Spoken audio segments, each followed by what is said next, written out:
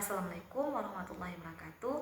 Halo para pencari ilmu, saya Nadia dengan NIM 251630019 dari Program Studi Pendidikan Biologi Fakultas Ilmu Keguruan dan Pendidikan. Dan insya Allah saya akan menemani Anda memahami salah satu konsep yang menjadi pusat seluruh ajaran Islam, yaitu Tauhid. Nah, kita akan melihat bagaimana tauhid bukan sekedar teori, tetapi juga sebagai prinsip hidup. Tauhid secara bahasa berarti mengesahkan dan menjadikan sesuatu sebagai satu dalam satu konteks agama. Tauhid merupakan keyakinan bahwa hanya Allah satu-satunya Tuhan yang berhak disembah, baik sebagai Rabb, sebagai sesembahan, maupun dalam nama dan sifatnya.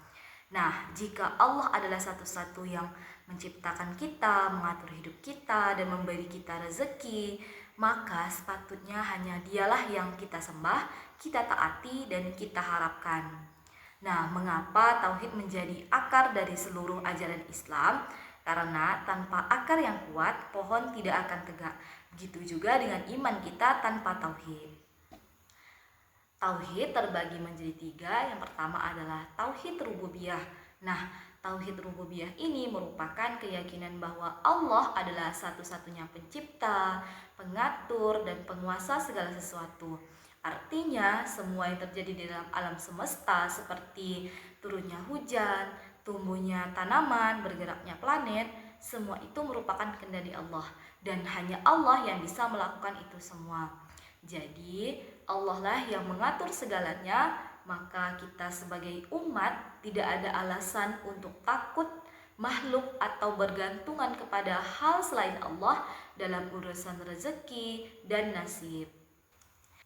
Yang kedua ada tauhid uluhiyah. Nah, tauhid uluhiyah ini merupakan inti dari dakwah para nabi yang mengesahkan Allah dalam bentuk seluruh ibadah. Karena Allah yang menciptakan kita rububiyah, maka konsekuensinya semua ibadah hanya boleh kita persembahkan kepadanya, yaitu uluhiyah. Uluhiyah ini mencakup seperti sholat, doa, puasa, sedekah, rasa takut, cinta, tawakal, dan seluruh bentuk pengabdiannya. Misalnya nih, kita takut kepada selain Allah secara berlebihan, itu bisa menggeser tauhid kita. Karena takut kepada manusia, padahal Allah lah yang lebih berhak kita takuti. Seperti meminta pertolongan gaib atau kepada dukun. Itu sama saja kita melanggar uluhiyah. Nah, dengan kata lain, uluhiyah ini merupakan inti dari ajaran Islam karena mengatur bagaimana seorang muslim beribadah dan tunduk hanya kepada Allah. Tanpa uluhiyah, pengakuan tauhid kita ini masih kosong. Yang ketiga ada tauhid asma wa sifat. Nah, tauhid asma wa sifat ini merupakan keyakinan bahwa Allah memiliki nama-nama yang indah dan sifat-sifat yang sempurna. Sebagaimana dijelaskan dalam Al-Quran dan hadis yang sahih, kita menerima, menetapkan, dan meyakini nama serta sifat tersebut sebagaimana adanya tanpa menambah, mengurangi, atau memodifikasi maknanya. Dalam memahami asma wa sifat Allah, ada 4 prinsip pokok yang wajib kita jaga agar pemahamannya kita tetap lurus dan sesuai dengan tuntunan para ulama ahlul sunnah. Yang pertama ada ta'atil, yaitu tidak menolak. Nah, prinsip pertama ini adalah ta'atil, yaitu tidak menolak atau mengingkari nama dan sifat yang Allah tetapkan untuk dirinya. Jika Allah berfirman bahwa Dia Maha Mendengar, Maha Melihat, atau Maha Penyayang, maka kita menerimanya apa adanya. Kita tidak menolak dan tidak meragukan dan tidak menganggapnya sebagai simbol atau kiasan semata. Apa yang Allah tegaskan, kita imani dengan penuh keyakinan. Prinsip kedua adalah tahrif, yaitu tidak memalingkan makna sifat Allah ke arah yang tidak sesuai dengan dalil. Kita tidak menafsirkan secara bebas atau memodifikasinya maknanya dengan akal semata. Nah, jika Allah menyebutkan suatu sifat, kita terima sesuai makna yang benar sebagaimana yang dipahami oleh para sahabat dan ulama yang lurus pemahamannya. Prinsip ketiga adalah tamsil, yaitu tidak menyerupakan sifat Allah dengan sifat makhluknya. Apapun sifat Allah seperti pengetahuannya, pendengarannya, penglihatannya, kasih sayangnya, semuanya sempurna dan tidak mirip sedikit pun dengan sifat makhluknya. Karena Allah berfirman, tidak ada sesuatu pun yang serupa dengannya. Maka kita ditegaskan Allah memiliki sifat namun tidak ada yang menyerupainya. Prinsip keempat adalah tahyif, yaitu tidak membayangkan seperti apa bentuk hakikat sifat Allah. Kita menetapkan sifat itu benar adanya, tetapi bagaimana detailnya, bagaimana bentuknya, sebagaimana cara, itu semua di luar jangkauan akal manusia. Hakikatnya sifat Allah hanya Allah yang mengetahuinya. Nah, rububiyah dan uluhiyah adalah satu kesatuan, di mana bagian ini yang paling terpenting. Banyak orang mengira cukup mengetahui bahwa Allah adalah pencipta, padahal itu baru setengah dari tauhid. Nah, jika seorang mengakui bahwa Allah menciptakan dan mengatur hidupnya, maka logis dan wajib baginya untuk hanya menyembah Allah.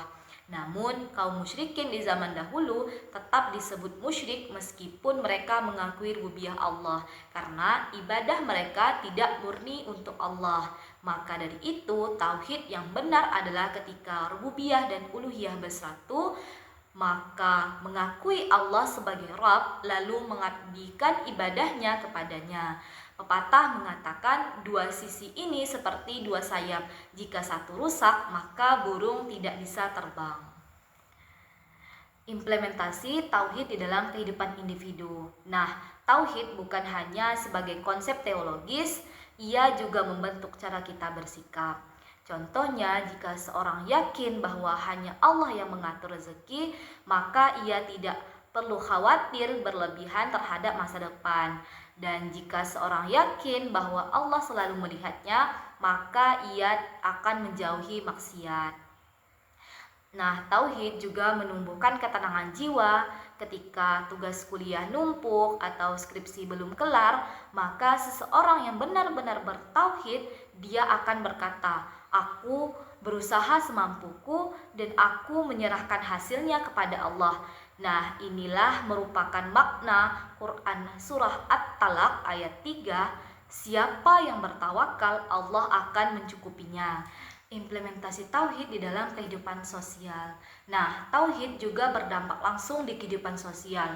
Seperti kita yakin bahwa Allah Maha melihat, maka kita tidak akan korupsi meskipun tidak ada CCTV. Dan jika seorang yakin Allah Maha adil, maka ia tidak akan memperlakukan orang lain dengan tidak adil. Karena tauhid menyadarkan kita bahwa semua manusia itu sama-sama hamba Allah. Maka ia menciptakan hubungan sosial yang lebih jujur, bersih, dan penuh tolong-menolong. Dengan tauhid yang kuat, masyarakat menjadi lebih sehat dan harmonis.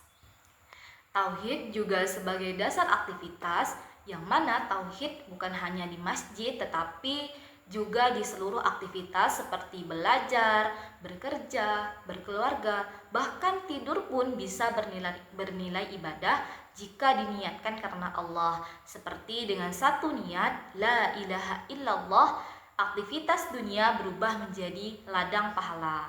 Kesimpulannya, tauhid adalah jantung akidah yang mana menjelaskan siapa kita, dari mana kita berasal, dan kemana kita akan kembali. Dengan tauhid, hidup kita memiliki arah dan makna.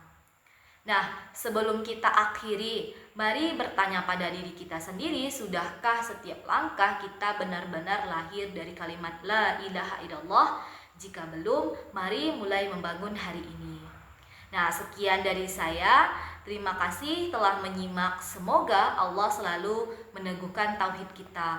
Wassalamualaikum warahmatullahi wabarakatuh.